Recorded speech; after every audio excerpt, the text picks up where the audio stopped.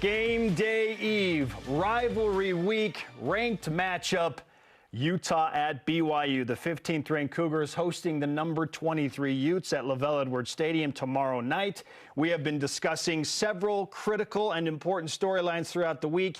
Now we have a cornucopia for you on this Friday as we give you anything and everything you could possibly want to know going into this matchup with our top 5 storylines for the Utes and Cougars. Storyline number 1, Jarom, the crossover factor, the cross-pollination, if you will, of the coaching staffs and the actual player rosters thanks to the transfer portal. Yeah, it's wild, man. It is layered. It is juicy to think about the amount of coaches and players who have been on both sides of this rivalry. I think it's what makes BYU and Utah unique. There are several elements, right? The religious element, the proximity, the history, but the crossover, you don't have that in a lot of rivalries. I don't think people cross over like they do in this one. Think about it from the BYU side. Kalani Sitake, Aaron Roderick, we're up at Utah. Jay Hill, Sione Puha, Gary Anderson, Carson Ryan, Keanu Tanavasa.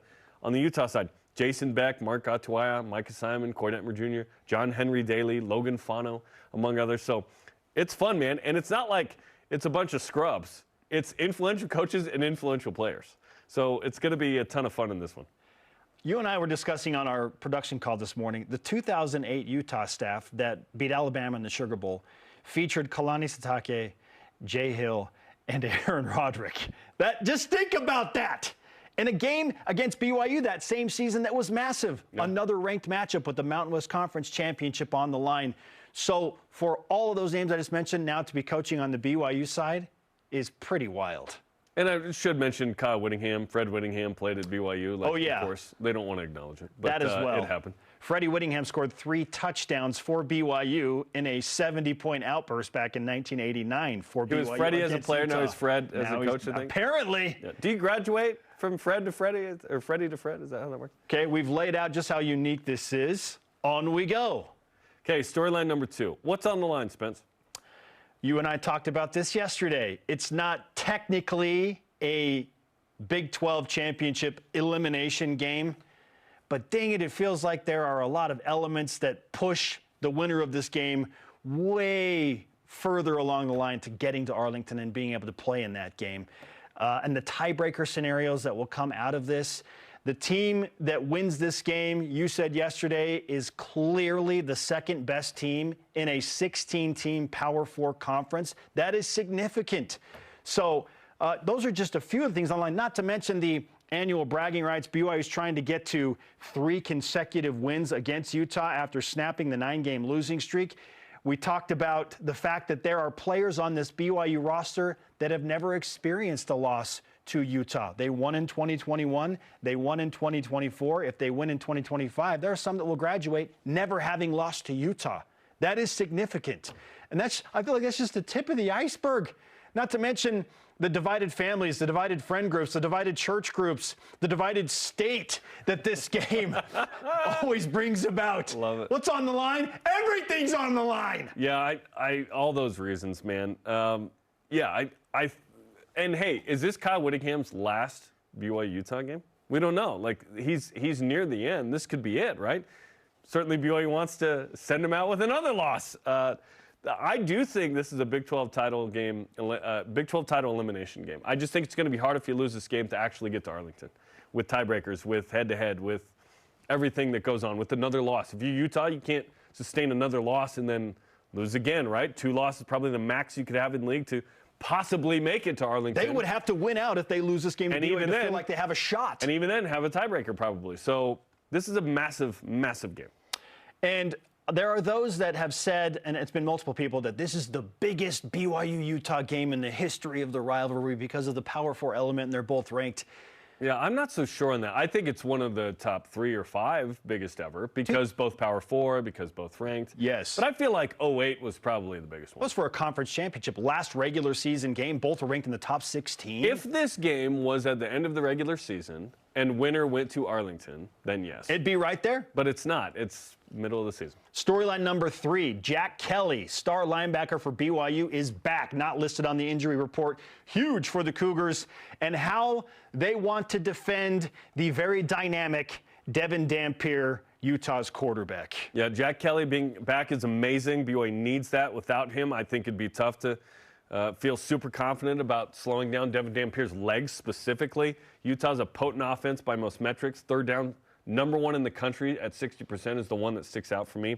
How will Jay Hill and this BYU defense attack Jason Beck's offense? I think Jack Kelly is a massive part of that. BYU has two of the best corners in coverage in America right now, in Evan Johnson with that pick six at ECU and Trey Alexander. I love BYU safeties, the cerebral nature of Tanner Wall, Isaiah Glasgow's playmaking ability. Can BYU's D-line get some pressure on Dampier? Can they limit his legs on first and second down? Will they make him throw the ball deep, as we talked about the last couple of days? That matchup really sticks out. Because if BYU could slow down Utah's offense and offensively run the ball a little bit, now BYU can win the game. Can BYU's red zone defense limit Utah's red zone offense? The Utes' offense in that portion of the field has been incredible. Number 3 in the country.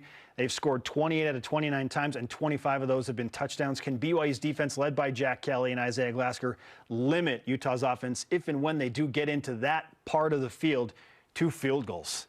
Because that, you would feel, on BYU's home field brings a significant advantage. Okay, storyline number 4, Utah's defense versus Bear Bachmeier and the BYU offense. Utah's defense features one of the best quarterback problem makers in the country in John Henry Daly with his one that got away. Sacks. Former BYU player, now crushing it at Utah. And the Utah defensive front has the 3rd fastest quarterback pressure rate in the country, 3.11 seconds.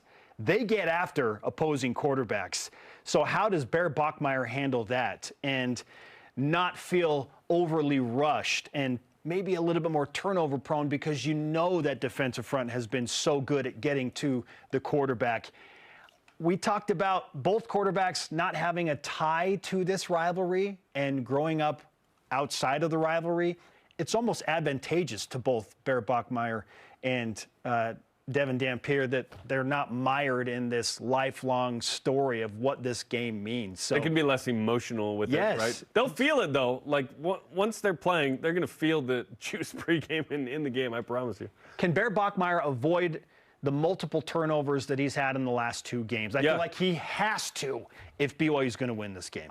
I'm not sure BYU can win it if they're negative in margin. I mean, certainly you can. I'm just saying, traditionally in this game, it's much harder. You lose the margin, you lose the game. BYU has to be able to run the ball, and that's going to be a lot of LJ, a lot of Bear. BYU's been a really good run offense. I think this BYU O-line against that Utah front 7 is a really fun matchup. Can Carson Ryan have a big game? Kind of quiet the last 2 weeks.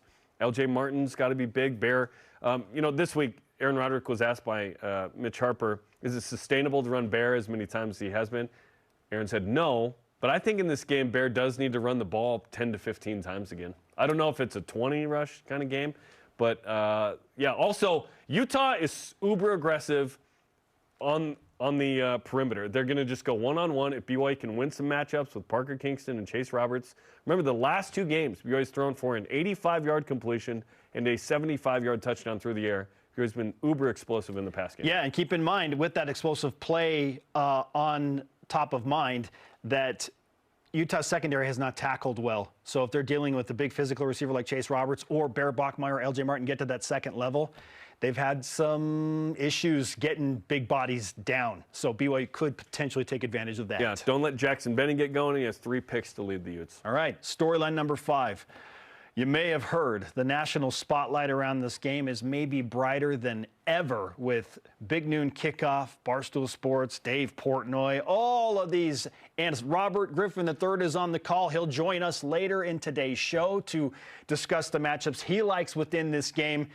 Jarom, this is, and I hate to use this word because it was used so much during the COVID era, but it feels, at least in some capacity, unprecedented in the national buildup for BYU Utah. It's big time. Big Noon Kickoff, 97th edition, Big 12 implications. BYU actually a home dog, which we talked about, which kind of makes sense to us on paper. Doesn't mean Utah's going to win the game, but BYU comes in motivated. Night game, BYU's been spectacular at night. So I'm excited, man. The spotlight is well-deserved on this game. I think College Game Day whiffed on not being here for this, by the way. I'm excited to just read signs during the pregame show tomorrow. It's one of my favorite things every Saturday morning as I watch college football pregame shows, to just read the clever signs, and they will be amazing tomorrow morning. Our question of the day: how would you describe your emotions heading into this year's rivalry game between BYU and Utah? At Nickley51 says, you know that scene in Lord of the Rings, Return of the King, where now you're talking to me. Pippin is talking to Gandalf about being anxious about waiting for the war to start and asks what it's like to die? Yeah, that. When the gray rain curtain of this world rolls back and all turns to silver glass? Yeah, that part. Yeah, let's go. You bring Gandalf in his, let's go. Let's go. At Kip Kint, when I was in 5th grade, I got into it with a bully at recess. There were teachers around, so he said, meet me at the bike racks after school.